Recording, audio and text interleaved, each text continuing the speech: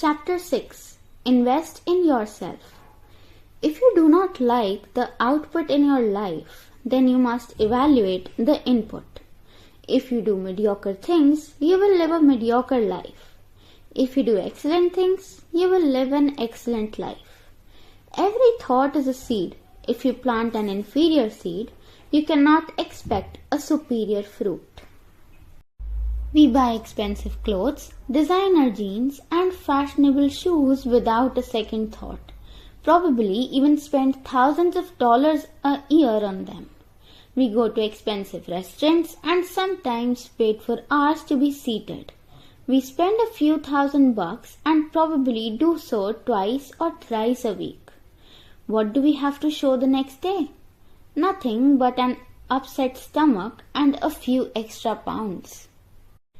If we invested a fraction of the money above neck that we so willingly spend below neck, we would be in a totally different bracket.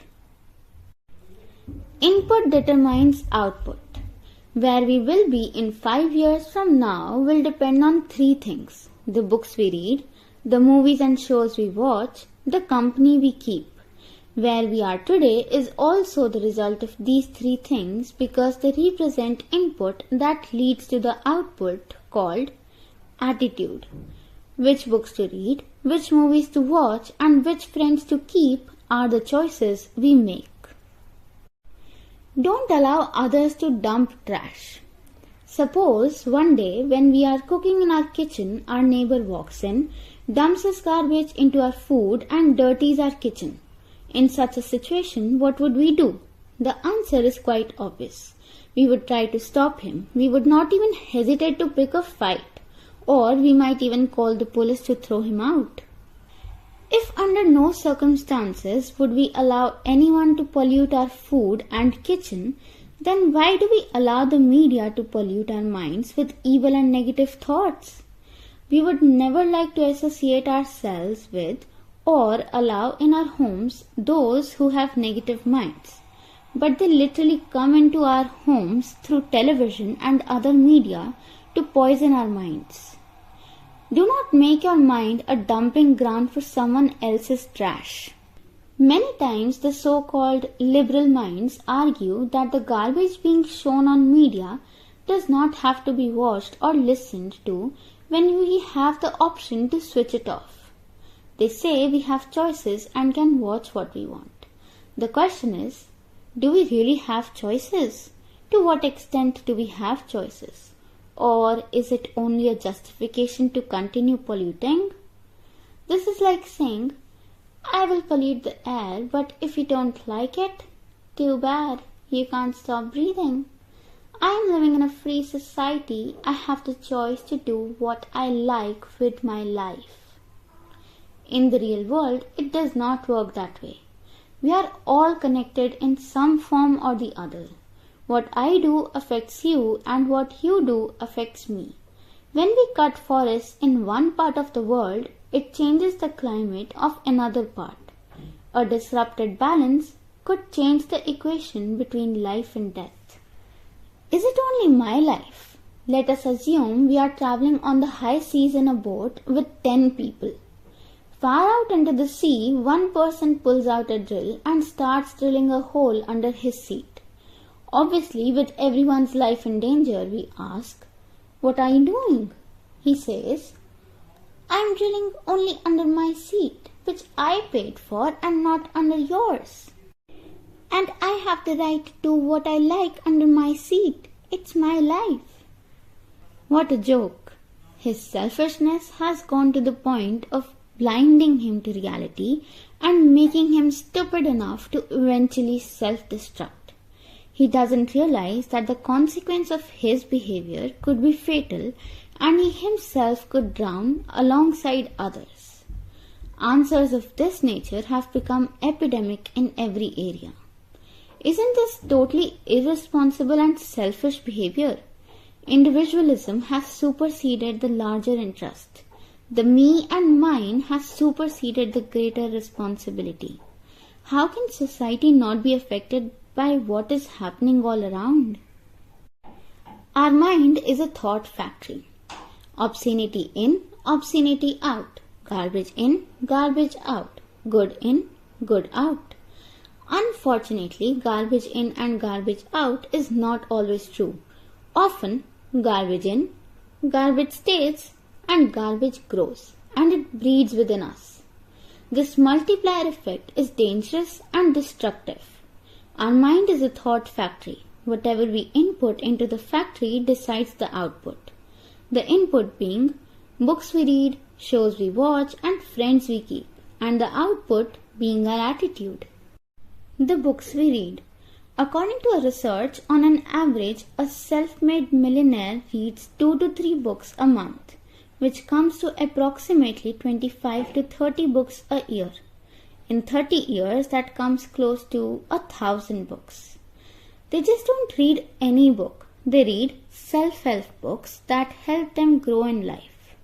We all know how to read, but very few actually do read, and of those who read, very few know what to read. A good book shares the wisdom of the ages in a capsule form. How to read a book and get the best out of it.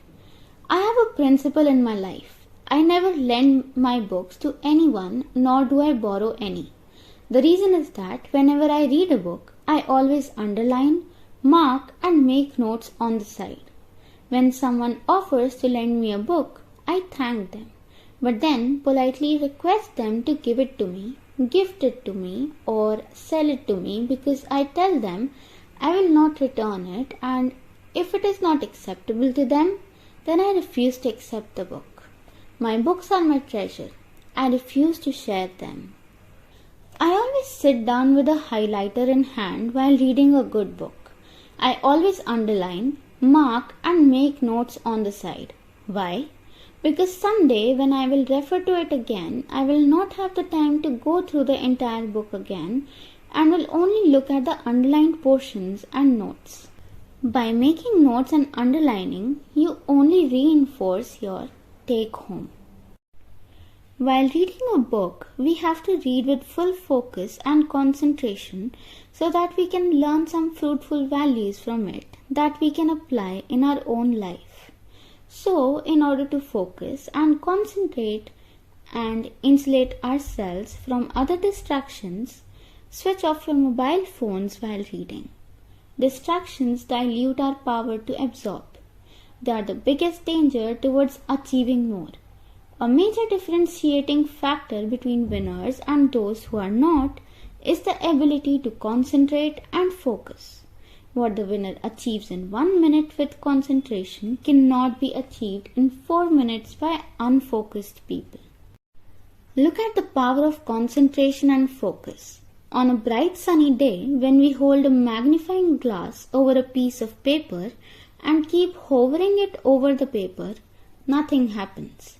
But the moment we hold it steady, the rays of the sun get focused and the paper immediately catches fire. The shows we watch. Look at some of the rock bands and rock music. Can we even repeat the lyrics of many of those music groups? Or are they too obscene to be recited? Yet we allow either ourselves or our kids to watch and listen to the obscenity being fed through the media. No wonder our kids and we ourselves behave so obscenely and crudely these days. But the big question is on the subjectivity of obscenity. How obscene is obscene? A little obscenity is okay, but too much is not. Obscenity is obscenity.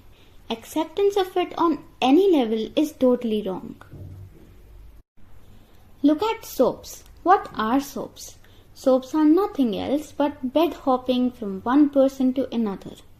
If you have any definition of morality, then you find that soaps are only glamorizing immoral behavior. If we keep watching this kind of immoral behavior day in and day out, they become our benchmarks. No wonder we start behaving that way. Soaps have led to the breakdown of the family unit and made our society more crime and drug prone. They are all the results of evil thoughts that are implanted into our minds through a negative environment. toxic input is damaging to our output. We need to stay away from toxic thoughts and people. We need to flood our minds with enriching and positive material. We have to insulate our minds from negativity by being careful of the things we watch. The company we keep. It is well said that bad company corrupts character.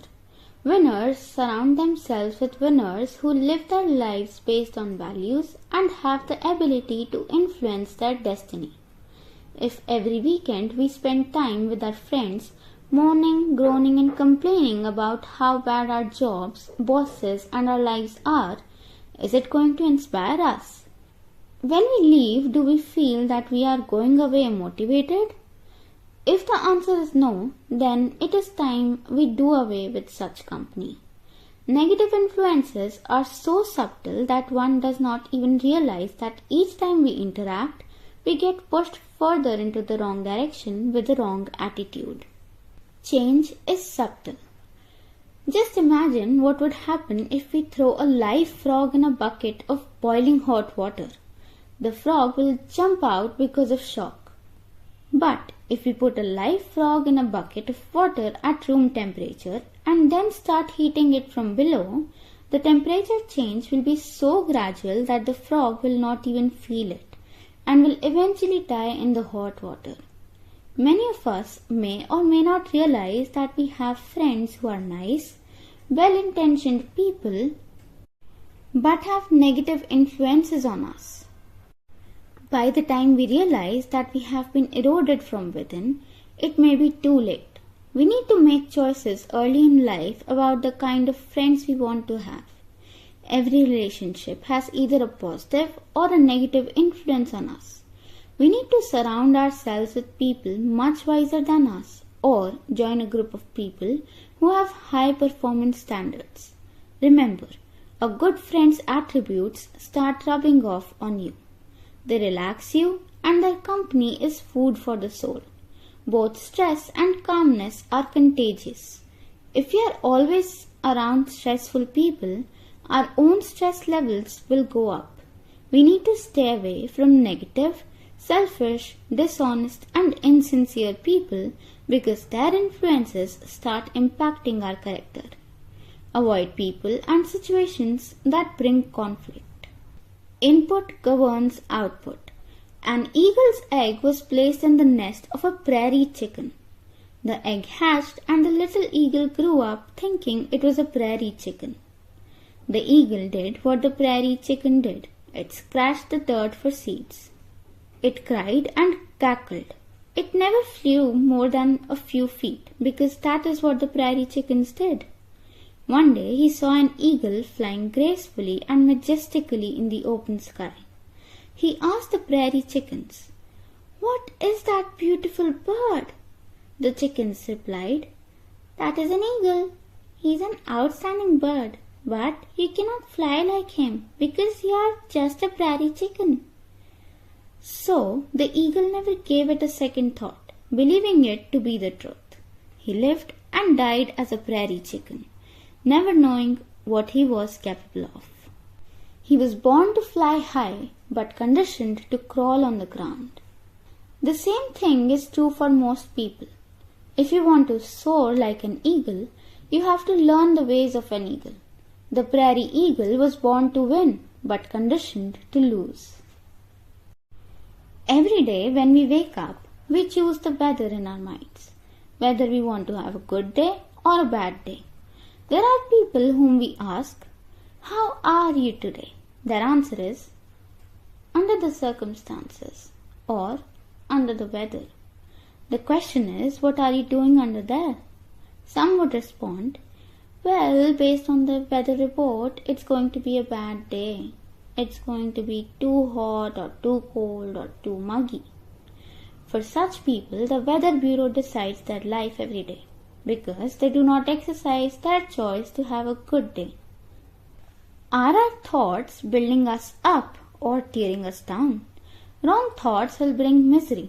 A man who is miserable only makes those around him miserable. Those who have become victims of such misery are generally family members, business associates, and society at large. Negativity keeps filling our mind with evil and destructive thoughts. We need to have a circuit breaker that disconnects the negative thoughts. A circuit breaker disrupts the connectivity when there is a short circuit to prevent damage and resumes functioning again once the problem is fixed. Our life has a lot to do with our attitude, which results in our actions and hence the consequences. Our actions cannot be left to the mere idea of chance or luck. They should rather be designed by thought. More important than the harvest we reap are the seeds that we sow every day. Be vigilant in choosing your thoughts and judicious in choosing your inputs. A healthy mind has the capacity to significantly achieve more.